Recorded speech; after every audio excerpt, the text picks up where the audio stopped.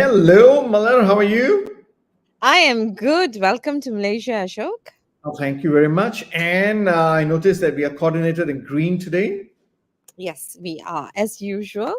as usual. Okay, and welcome everyone who is logged into our show. Thank you for logging to Leadership in Flow Asia Season 3.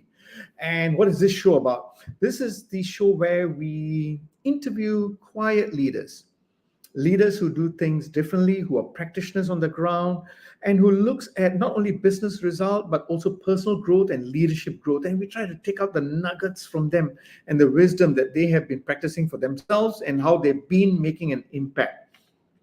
So yes, Malar, today we've got a very interesting guest that you have brought in, Mr. Aravind.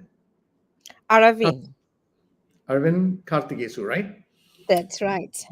Now, we're going to introduce him, but before that, I just want to say, when I was looking him up on the LinkedIn and had a conversation last week or so, it's very interesting to see how, yes, he is currently a service sales director for Mm-hmm. Asia Pacific at Baker Hughes.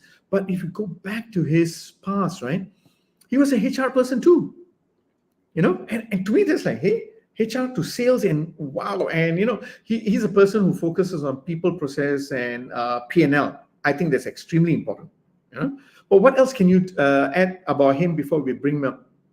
So I met Aravind when he was in HR, and I think I dare say that I've known him at least for I think about 20 years, right? I think feels so long. Oof. But what's really interesting and inspiring, actually, I would consider Aravind not just a leader, but a person that I look up to because I have seen him in the last 20 years growing as a leader. Right now, what do I mean by that? When I first met Aravind, he was so passionate about people, and one of those things that we often struggle with is that, can you be passionate about people and still drive performance results?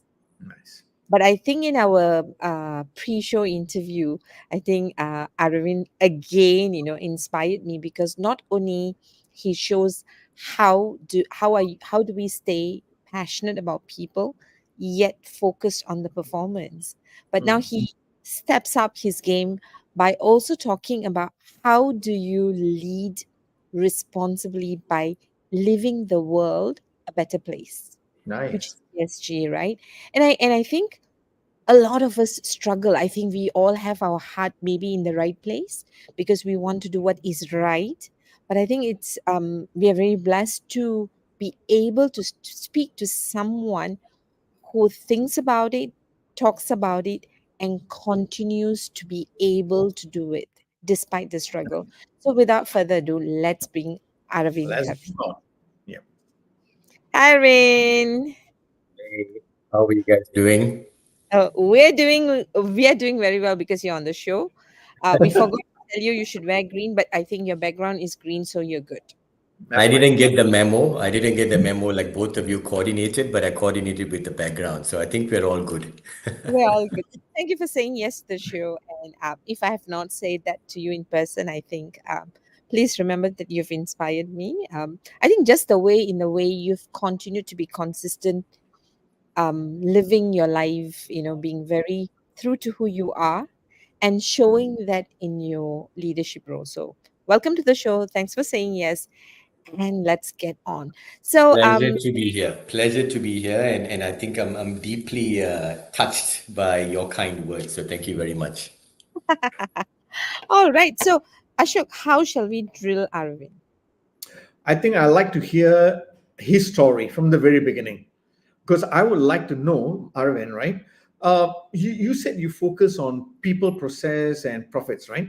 And I'd like to know how that has brought you to where you are today. Let's start with that. Let's talk Right, about you right. and your Okay, key people. okay. And I hope I'll keep it as interesting and catchy as possible. Look, so where I am right now, and then we'll go back to how I started my career, right? So I'm in this great company. I think you see the logo behind me, Baker Hughes. right? That's the company right there. I'm the executive sales director for Asia Pacific. So it's quite a large role across the whole of Asia Pacific. I'm based here in Kuala Lumpur. So a Penang boy, now done pretty well, and now based here in Kuala Lumpur makes me very proud, right, to be part of this organization and run Asia Pacific from Malaysia. And it's a fairly large organization. We'll get into Baker Hughes in a bit if you want to talk a little bit more about Baker Hughes. But so that's where I am right now. If you introduce the people, the process, and then where we've got to profit and sales. So the journey started with me, I would say, before I even started my career. I was very deeply interested in people, as Malad, you've pointed out. I wanted to do something, even in my degree, while dealing with people. And at that point in time, it was the early 90s, and I was deciding, do I deal with people inside a company, or do I want to deal with people outside of a company? And that was, inside means human resource, outside means sales. And I decided to then think, maybe inside a company would be better. So I did a degree in human resource. I started off my career in human resource as well with a hotel chain. I think, Malad, that's where we met quite some time ago, maybe more than 20 years ago. So I did some work with the hotel chain, human resource. I moved to a lift and escalator company as well, again in human resource.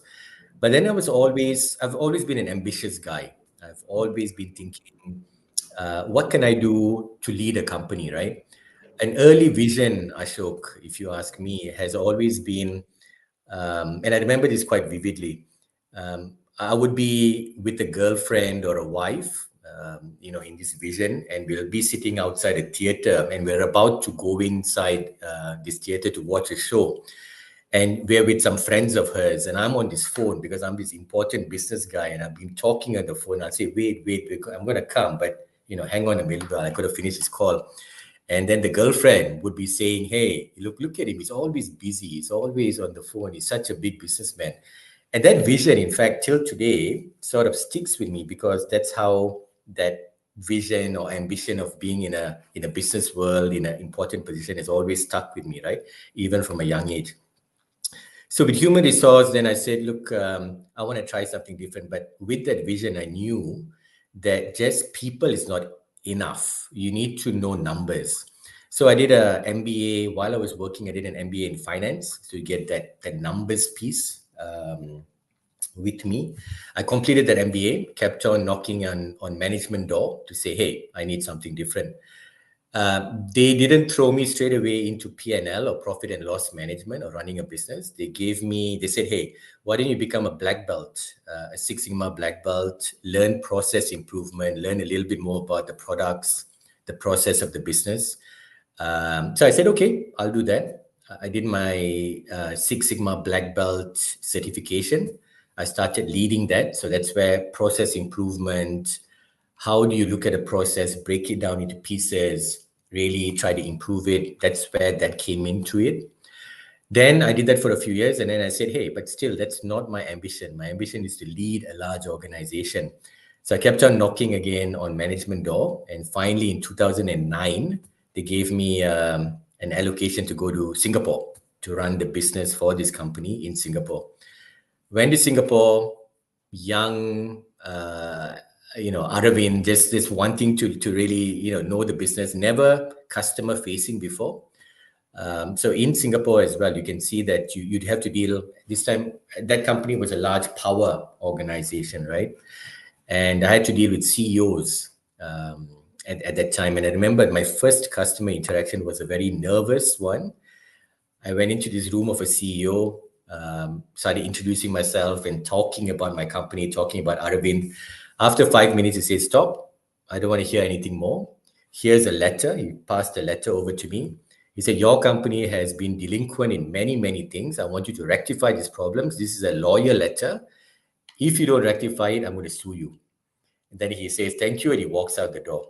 That's my first customer experience, right? And I was shaking to my boots. I was really shaking, thinking, oh my God, what the hell have I got myself into? But again, I mean, it was all about dealing with what he wanted. He really just wanted a good deal in terms of some products that we wanted to sell to him. We then had a very good relationship. And I had from then, very good relationships with the customers that I've served. So Singapore was great, a great learning of how to run a business. I then grew that. They transferred me into Thailand, spent 4.5 years in Bangkok, Thailand, running the Thai organization, Myanmar, Philippines, Vietnam from Thailand. And then I came back to Malaysia in 2016, became an executive for GE, and then it became GE Oil and Gas, Baker Hughes. And here I am now, after that long journey as a executive sales director for Asia Pacific, from a humble HR background. So you can see that has been from the people side of things to the process side of things to running a business, ups and downs, I can tell you, Ashok and Malad, a lot of mixed bag of experience. But look, I mean, it's been great. It's been a fantastic journey, and I will never trade that for anything else. It's been really good. Okay, thank you very much for that. I know you make it sound like, obviously on retrospect, when you're looking at it, you're saying, wow, it's fun, it's been great, you won't exchange it for anything. But I'm sure there's been instances in where there were conflicts and you had to like, oh, darn, how do I now resolve this within myself? How do I remain true to myself? Let's go back to that story where you were talking about, Aravind, I'm this, I'm that, and then the guy gives you a lawyer letter, right? And now this is where your values are coming in, being tested against the company's values and all. And I'm sure you've had many such instances. How do you manage your internal conflicts to remain true to yourself?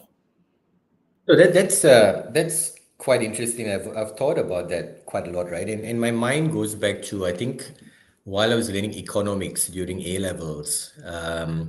And there was this triangle that comes to mind. The triangle was always about cost, quality, and time, right?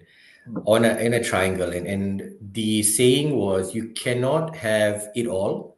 You have to have a balance. If you were to improve on cost, as an example, you will have to then sacrifice on quality. You may have to sacrifice a little bit on time. On the other side, if you wanted to just focus on time, you may have to sacrifice on cost, so that balance was always there. So for me, I think every perspective, including conflict, requires a bit of balance. Generally, I pride myself of being a relatively balanced person. I think it comes from my father. My father was a professor in University of Science Malaysia, a very balanced, calm man. I think the mannerism came from there, and he was always about just reaching the right level of balance, right? So I think everybody needs that. I think you really need to have a right level of balance. You come back to that incident that I spoke to you about, right? The customer talking quite brashly to me. I think it's all about perspective. You need to understand that you have a perspective, you have others that have a different perspective. In this instance was a customer, but in everything there's another person, there's an employee, there's a stakeholder, there's a customer that needs a perspective. So I think you really have to listen and actively listen to what is being said and what is being asked of you. Take that into consideration before you make a response. So for me, Ashok, that's the kind of balance, right? You really need a perspective of others, but you need to really calm yourself and be balanced in your own mind as well. Okay. So what I know Mallory is very excited to jump in very soon, right? But I've got to say, okay, so when you say balance, right? Wow, it's not easy, right? Because your emotions are going crazy. You're trying to make sense of the situation. You got to come up with right answers. And how do you now then put the right perspective, right? I know you say you have to listen. I get that. But how do you listen, but how do you still be discerning enough to put things in the right perspective? Or what is perspective for you? So I guess that goes a lot deeper into your sense of self and your sense of awareness, right? And it's been a long journey. I've come right now. I'm close to 50 years old, so I can actually go back on the experiences that I've had. And it's really down to reflecting on your experiences and really what's important in life, right? So I think important in life for me is health. That's first and foremost. It is then the well-being of my family. And then you could say career and, what other not takes precedence. If you take that perspective and you always keep that perspective in mind, and I always remind myself regularly on that perspective, whenever you're shouted at, in a customer meeting, whenever there's a tough decision to make about your career, when you put that into perspective, you then do a bit of a checklist. Say, is my health okay? Yeah. Is the family pretty happy? Generally. So why am I so stressed out about this particular small thing that in the larger frame of things, it is in fact quite insignificant? So if you take a step back, you take a deep breath, you calm yourself, and you think about it in the grand scheme of things, I think then you get a better perspective in handling that particular situation. Once you calm yourself and you take away all that other noise, because people stress themselves out with that inner voice that constantly churns. Once you like remove a lot of that churn, you can make more clearer decisions. And Ashok, I've lived my life, or I've lived at least this part of my life in that sort of thought process. Nice. I love that. And Major Dr. Prabha, who has been on our show, he says great reflection. And we have also had Shamni and Ashraf coming and saying hi. But thank you very much for that, Aravind, because I like the fact that you prioritize what is important. You got very important values in that sense. You ask yourself, okay, health is my most important, family, then career. And you go down that box and say, okay, all right. I like that way of putting in perspective.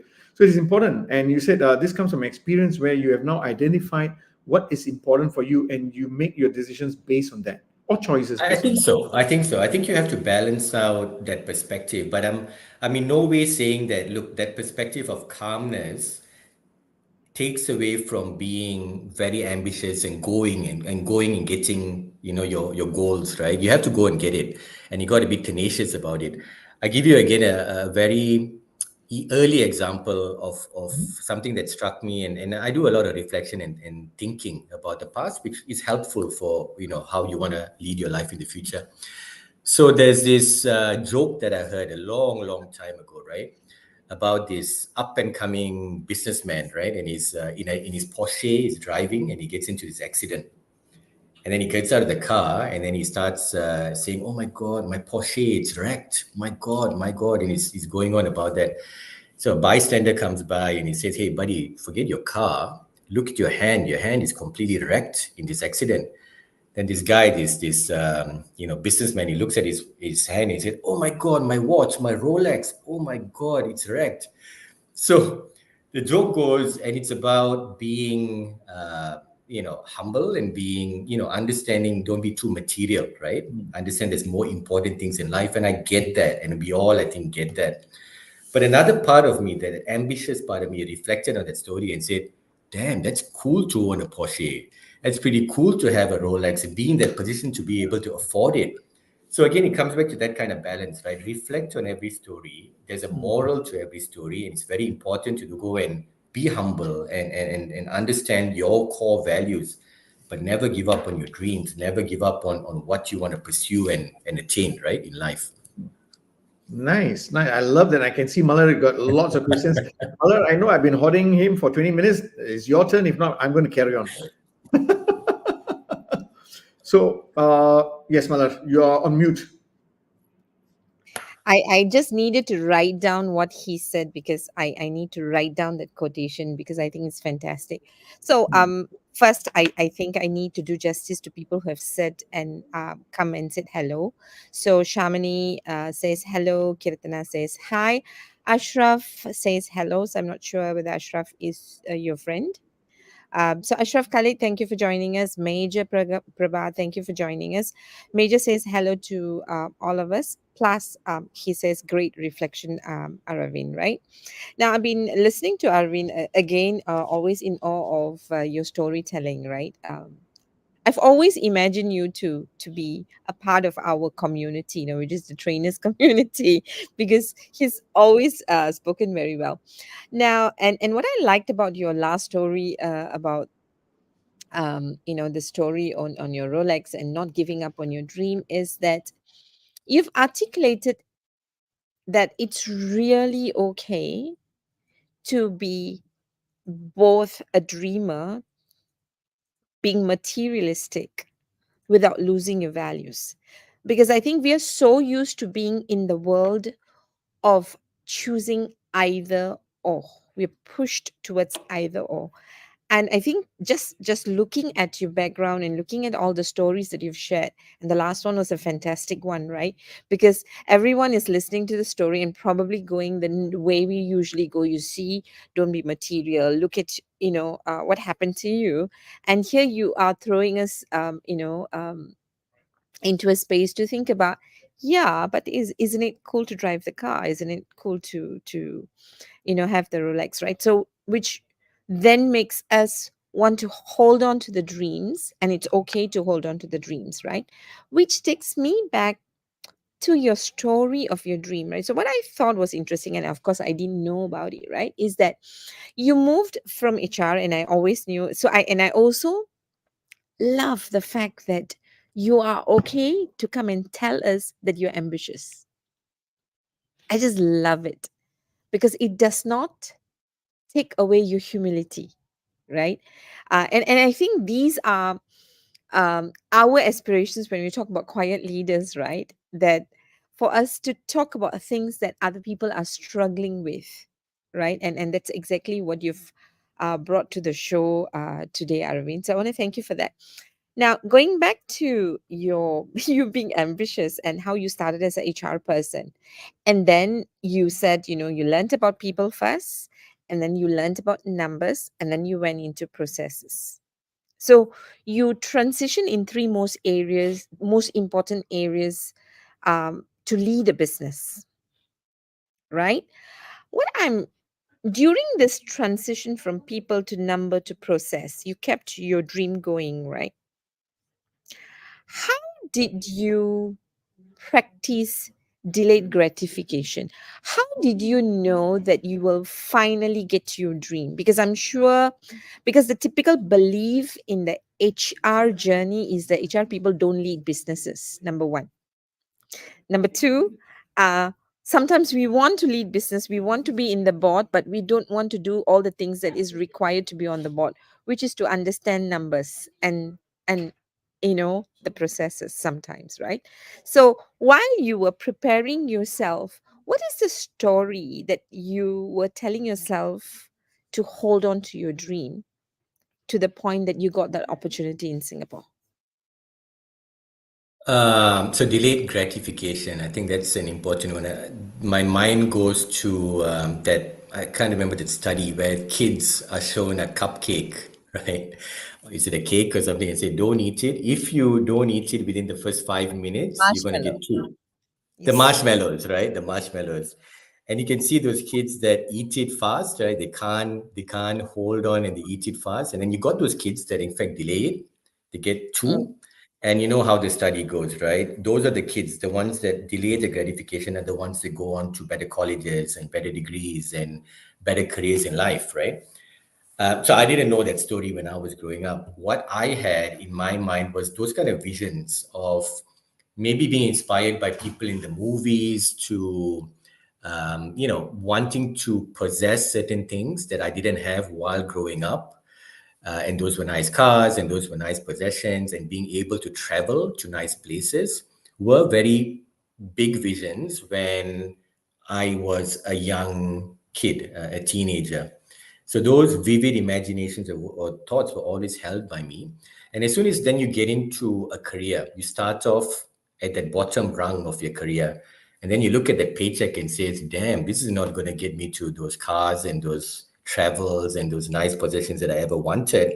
Then you start doing the math and saying, this means if I really want those important things, I need to start saving, I need to start investing, I need to start putting money aside. So delayed gratification in order to achieve that, right? So I think it really holds true that if you are very passionate about something, that goal, you would have to delay a lot of gratification in order to achieve that goal.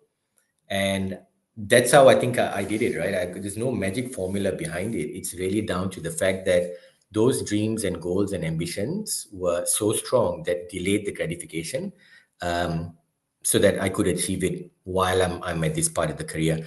Now, it doesn't mean I didn't have fun. I had, as part of that ambition, that always have fun while you go chasing your dreams. So I will never change anything that I went through in my career because I always had fun throughout the whole journey. Mm. So when I'm listening to you, so you've put in very nicely that you knew how to delay the gratification, and I think the element of fun is really important, because I think sometimes when we delay our gratification, we have a sob story, or the sacrificial story. I sacrifice all of this to get, right? So you are beating all the normal odds or normal stories that people tell, that I sacrificed all of this, my youth, to be where I am. But what you are saying is this, right? You stayed focused, you held on to your dream, and while you did all of that, you remembered to have fun.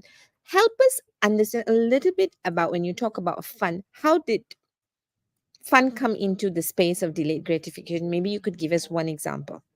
Yeah, sure. So, but I'll go back even on this delayed gratification piece. Goes back to just a memory of my first job, and I would say my first job. So, you guys guess at what age do you think I got my first job? Take a guess. 18. Legal age 16. No, at the age of I would say 8 or 9 years old. That's how I count my first job, and I'll give you this, right? So I went to my dad was, as I said, a professor in University of Science Malaysia. So we during his professorship to study his professorship, the whole family was moved to Leicester in England. And there was this young Malaysian boy going at the age of 8 years old, going to schools in England. And it was a fantastic, eye opening experience, right? We spent 3 years over there. And I went to a public school and right outside. So it's a big school. It used to go on from, I think, if I'm not mistaken, 8:30 in the morning. And the recess or the bell would ring at the end of the day at about 3 o'clock. And there was this little tuck shop, or let's say sweet shop, right outside of the school. And all the kids, right after school, the bell rings. Of course, people will go and play, but they'll all rush to that shop to go and buy something, right? The problem with that shop was because the school will rush, the people, the kids will rush in. There's a lot of theft going on. The kids would just pickpocket everything in that shop. So one day that shop owner said, "Hey," and I don't know why he chose me. He said, "Do you want a job?" And I said, "What do you mean, do I want a job?" And he said, "Hey, you go and look after the door, right? Jaga pintu. Go and stand by the door. I'll give you the signal. You send 5 people in every day, or every point. You can keep an eye on them from the door. I can keep an eye from them on the as a cash register, and like that." In the it was a job that lasted maybe just 2 to 3 months, right? But every day, as soon as the school bell rings, I would run to that shop. I'll be the first person. I can't play, right? I got a job now. I got responsibilities. I run there, jaga pintu, and then I earned 10 pence every day. At the end of that week, he'll give me 50 pence. I'll spend 10 pence on sweets. I'm a big football fan. I used to buy those football stickers to stick on those books, to buy and to collect. 40p, I'd save. And I'd save towards Christmas or a bigger gift, right? So again, from a very young age, maybe it came from my parents, but they already instilled in you the importance of the delayed gratification piece. Now you come to your question. Sorry, I went on the long route to come to your question. The fun piece, right? The fun piece was always there. When you start your career, there's going to be a lot of friends around, and the friends that would motivate you to come and say, "Let's go and have a drink. Let's go and have a party. Let's go and have some fun," right? And that can take up a lot of your disposable income. There's no doubt about it. But as soon as then you say, "Wow, this is costing me a lot. I can't afford it," right? And again, that sort of thought process comes by. If I'm going to party this hard and have too much fun, I will not be able to achieve my dreams. So then that sort of balance comes in. I will party a little bit. I will spend some money on the fun, but I must make sure that adequate amount is going to be spent or saved and invested for the dream. So Mala, that's a bit of how you balance out fun. It's not black and white, right? You're gonna have fun, but you may have to sacrifice a little bit to fuel your dreams. Mm. So what I'm hearing from you is this, right? So while you kept your long-term goal, you did not let go of your short-term joy. I did not. So you had this continuous joy that probably energized you while waiting for your big joy to show up, is what I'm actually hearing, right? Yes. And Yes. would I be also be right to say that, because we looked at your transition from HR to business and now to sales, to leading sales, right? So if I look at the transition, can I then just say that, would it be fair for me to conclude that your motivation is basically your goal, your aspiration that you had, wanting to succeed in your career for all the things that you wanted? I think so. I think to lead a successful career has always been that holy grail. And that would evolve, right? Every step of your journey will evolve and that will change, right? Some goals, some aspirations will change. But I think holding that being successful in a career, right, is something that leads you in the right path towards achieving that bigger ambitions. So, this is where I'm kind of struggling a little bit, right, to understand, because I think you're able to articulate. See, a lot of times, or the common thing is that when we say, when we talk about getting into a role or a specialization, let's say HR, we often think that your role becomes your identity, and you get stuck saying that this is where I'm going to make a difference, right? In your case, I think what you are openly sharing, which is really very useful, is that, hey, I'm this ambitious guy, right? I'm going to stay relevant. And I know that if I want to live my dream, and in this case, it's your career aspiration, okay? You started off externally saying that this is the lifestyle. I love the phone call, right? You had a vision of what a successful executive will look like, what kind of lifestyle he would have. Now, all of that thing comes with the role. But what I also see is that because you had that clarity, what and that means for me to get to that role, I need to make sure I acquire the knowledge and skills to get there, to qualify into that space. And you've shaped yourself both by acquiring skills like Six Sigma and your MBA, right? But also the person that you actually became, right? So what I'm really interested, I suppose, in terms of the question I have for you is that, what would be your advice to people who might be stuck in a role or a job that may not be seen as one that would lead a business or that would lead you into the ambitious path? What is the transition as an individual that you need to make? Because you made those transitions, right? What is the transition? How do you get prepared for the transition? So, how do you make the transitions so that you live the dream that you have instead of being thinking that you're stuck? Right. So I think that word is relevance, right? And you mentioned it. How do you stay relevant in no matter what field that you are?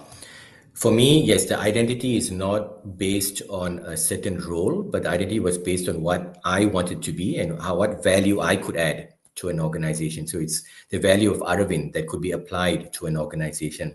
And that allowed me then to have that vision to say, I want to lead an organization. And the stepping stones were people, numbers, so finance, and then the process, right, piece, which then allows you the right stepping stones towards leading an organization.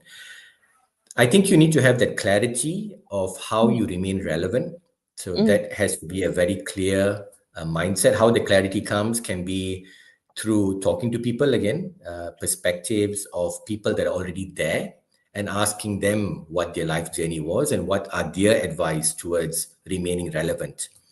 What I do a lot is as well, I think that journey of self-learning, you got to always be picking up what is important in today's, what's happening. So like a habit that I've cultivated right now, I travel quite a bit. I spend in a month, 2 weeks at least, in a plane or going somewhere else.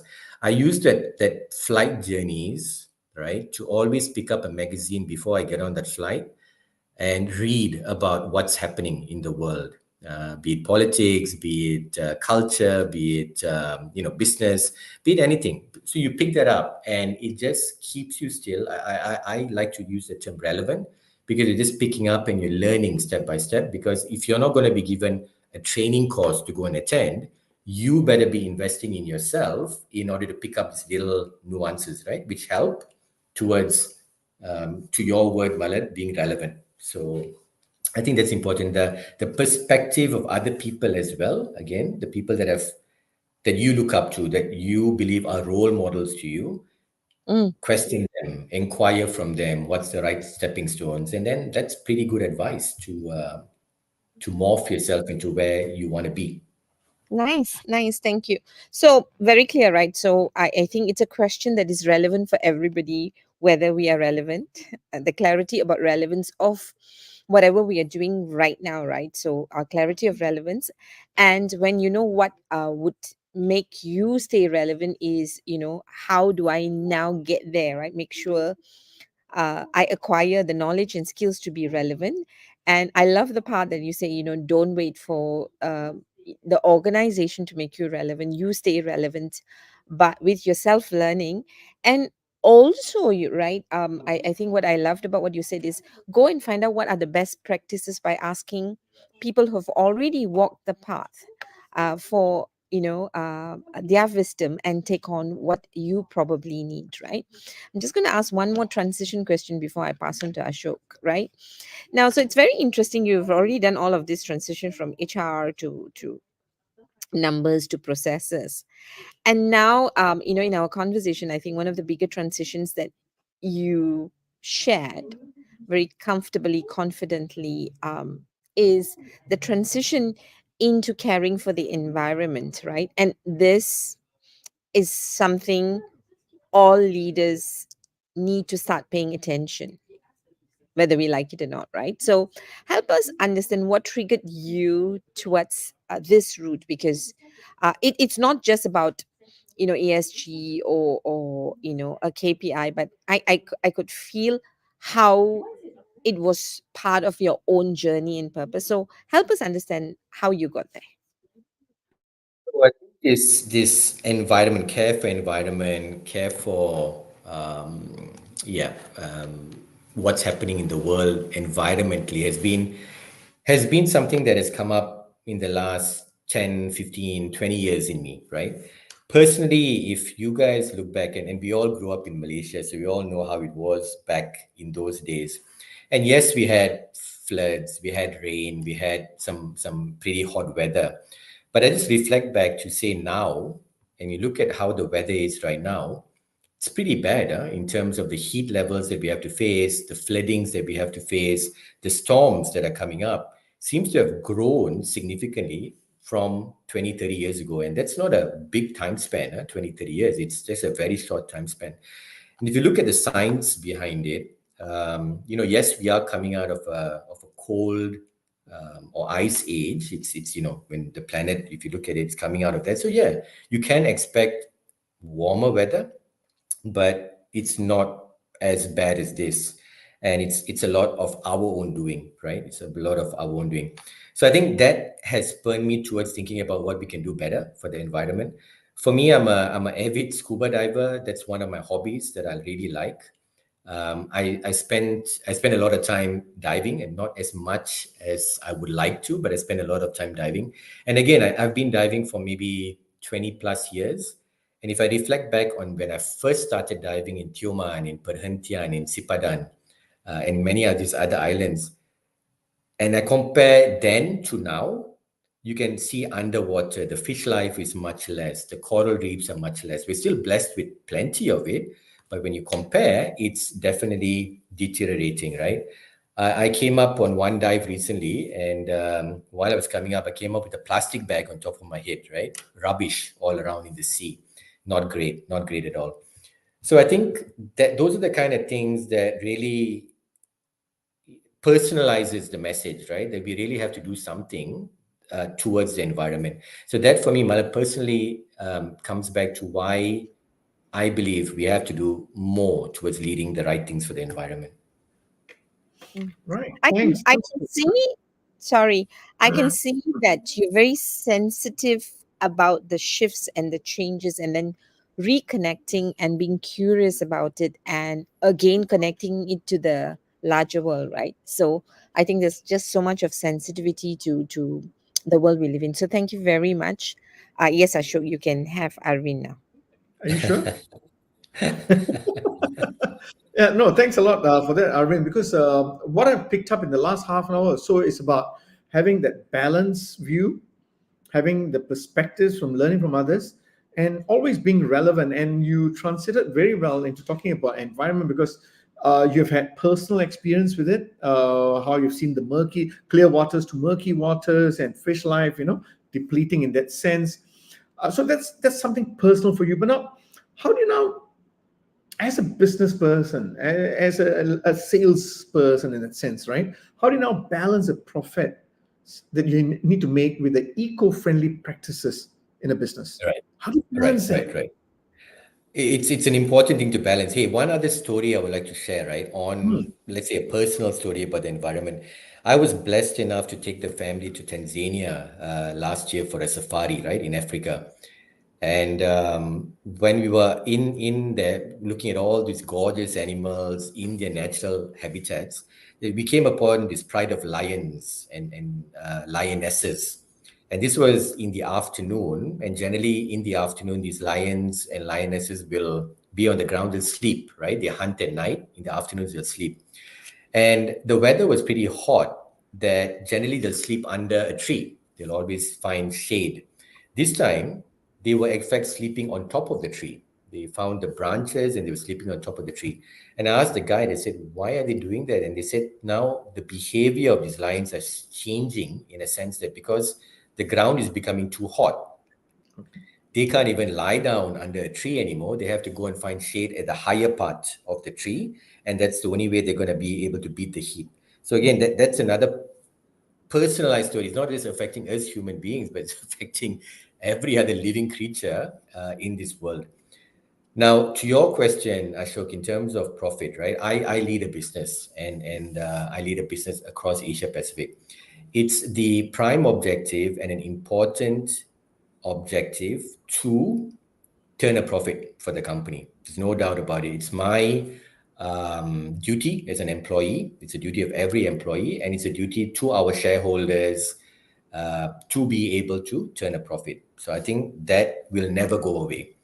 Now, I think a balanced organization, and that's why I'm pretty proud to work for Baker Hughes, a balanced organization will claw back a significant amount of that profit. In our case, it's in every year in excess more than $1 billion in R&D, sorry, $500 million in R&D, in order to then fund things that are going to improve the environment.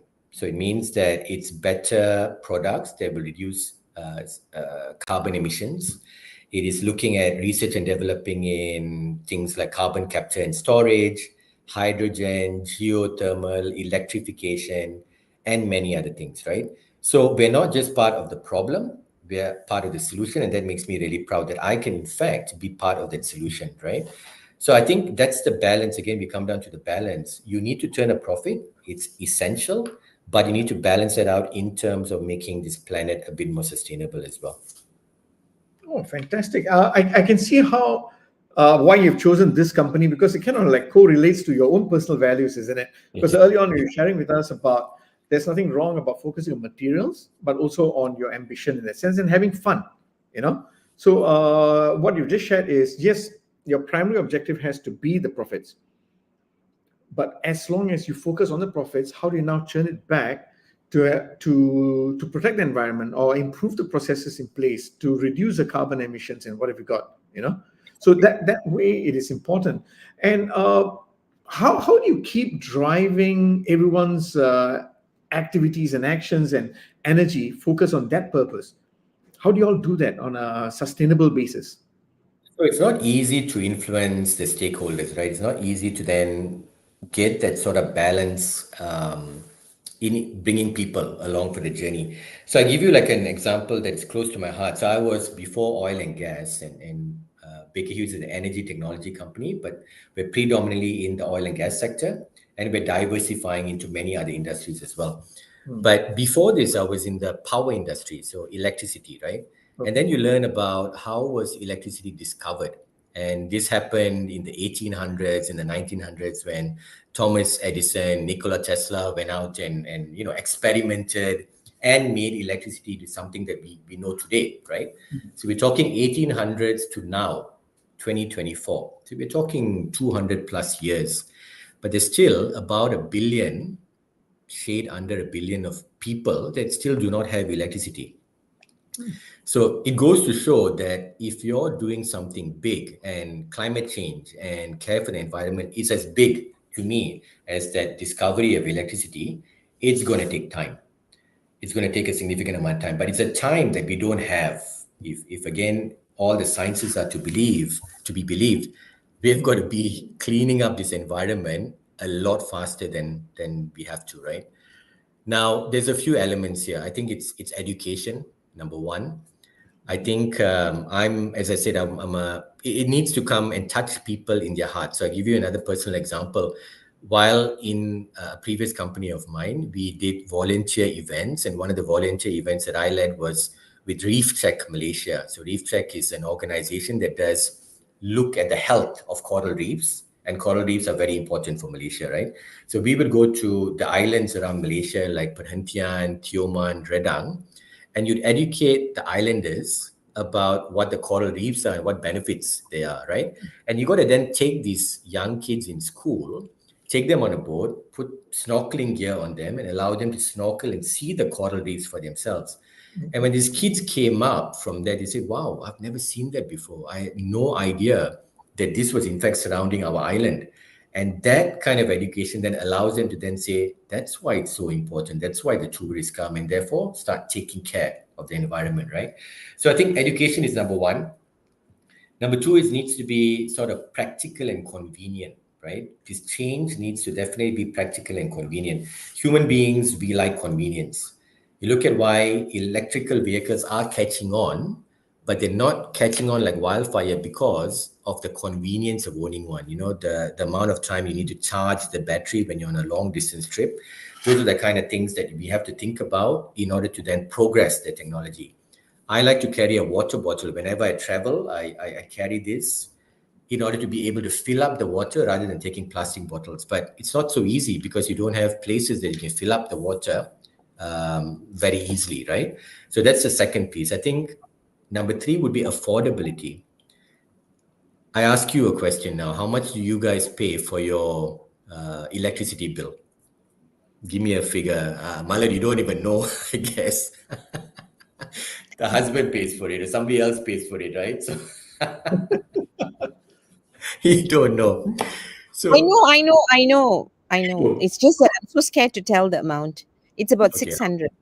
There you go. That's a pretty high on the high end. 600 ringgit is on the high end.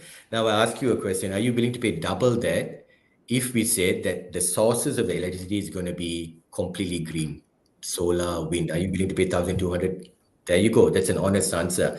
Majority of people are going to then balk at that price and say, wow, that's a bit too expensive. So in order for this to really be able to bring your stakeholders along, we need to then therefore make it affordable. I think the last thing, Ashok, is really for me the sense of if something you're going to get into it, it needs to appeal to you, right? It needs to be cool in your mind.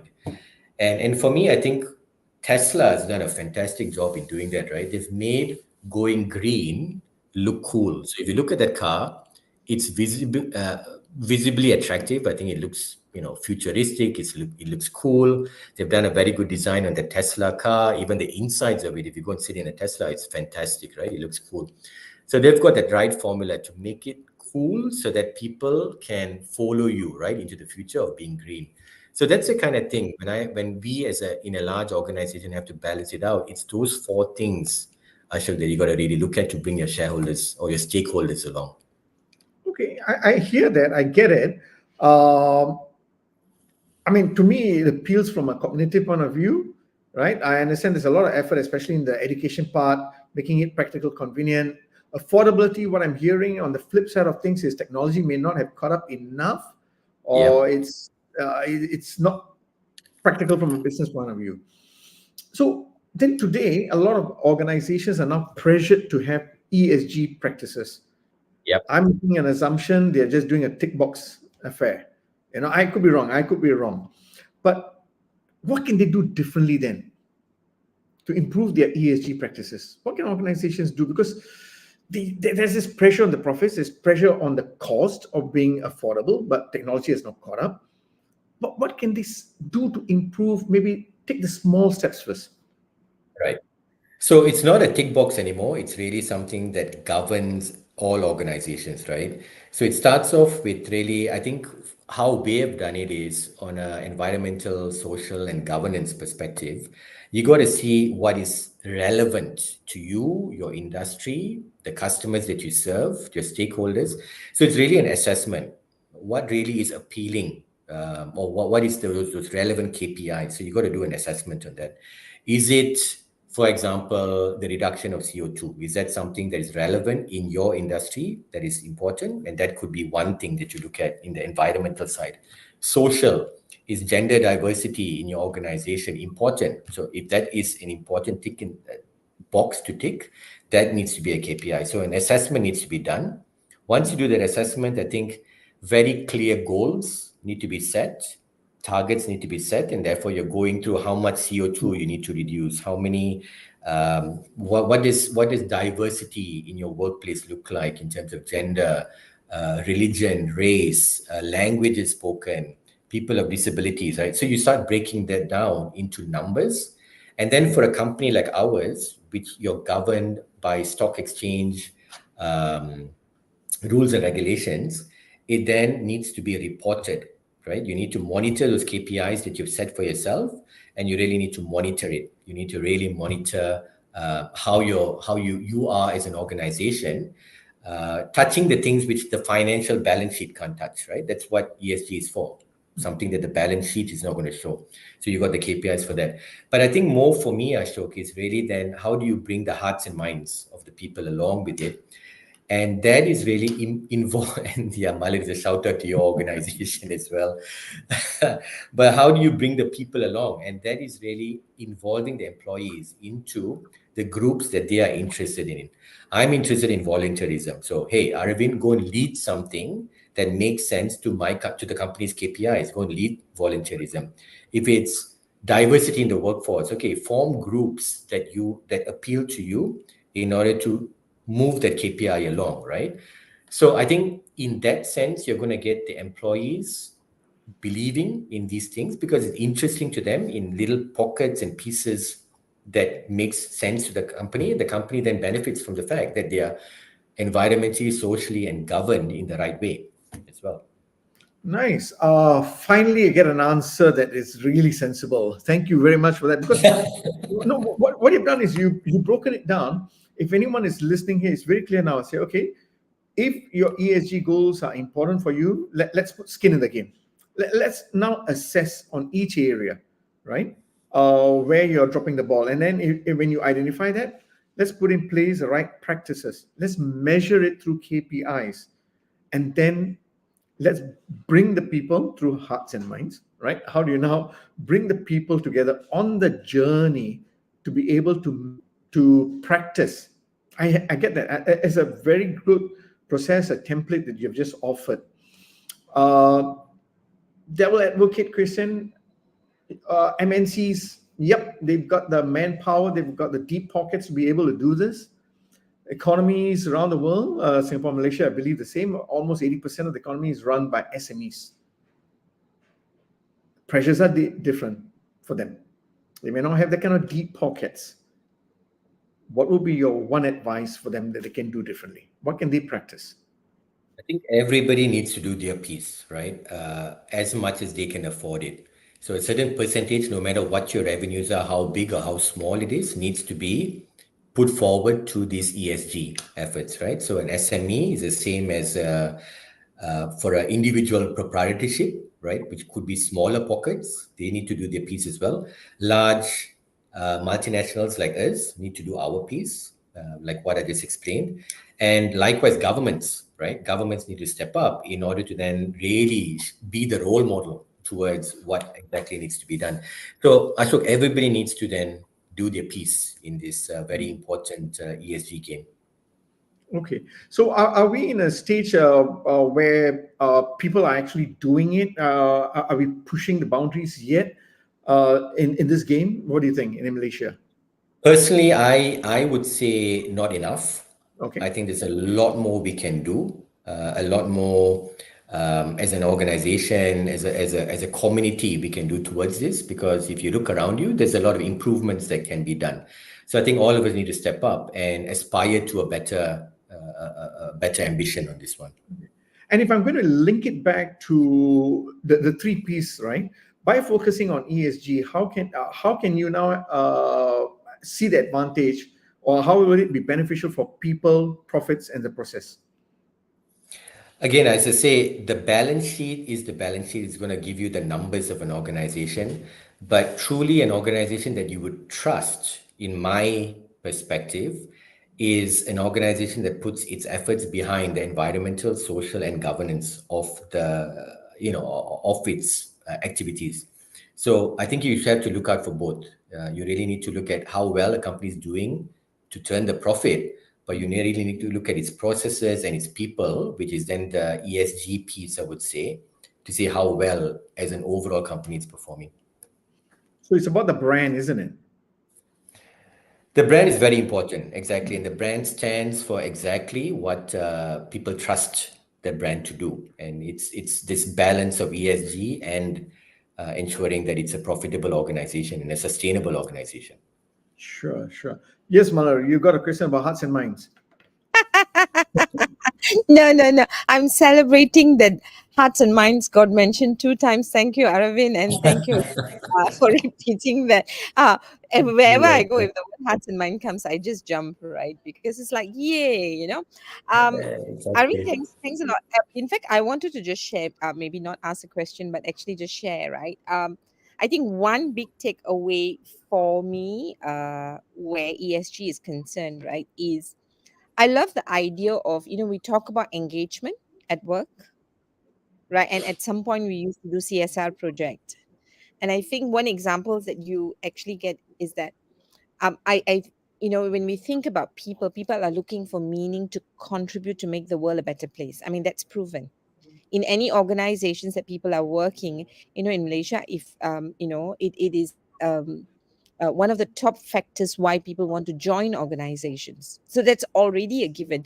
But I think what you articulated is really very much how to how do we now engage people in what is meaningful for them to leave the world that we live in a better place. I think that came out very clearly for me. It's already an ongoing process, right? But how do we make it better now? I think consciously, and that would be a leadership take, right? And I think the other thing that Aravind also actually said is that what came up to me was he said about trusting the brand, right? Mm. Now, what does trusting the brand mean, right? Trusting the brand, I'm just asking, I think for the ESG question, the one simple question I'm asking is that I think one question people are going to ask is that can the humankind trust your brand to leave the world a better place, not just make it a good place to live now with your products and services, but what would we leave it better? And these are very important questions that we have to ask, difficult to answer, but that difficulty is actually the starting point, right? I mean, before we let you go, uh, But one last sorry, this I'll add on to that, right? And I think that's where this brand has been around for more than 100 years. And for it to be relevant for another 100 years, it's got to then be trusted. And so it's been trusted for 100 years, it's got to be trusted for the next 100 years. And therefore, the KPIs of sustainability, ESG, all we talked about needs to come out very clearly. And in an organization, you are focused on that. Every day you're nice. focused on it. Right, just one last piece of wisdom, if I may extract that from you, right?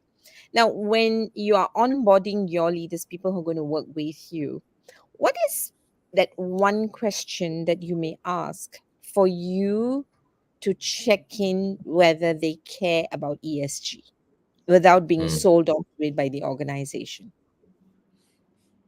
For me, it's giving examples of what they've done in the past and what's the stories that they can articulate about that, right?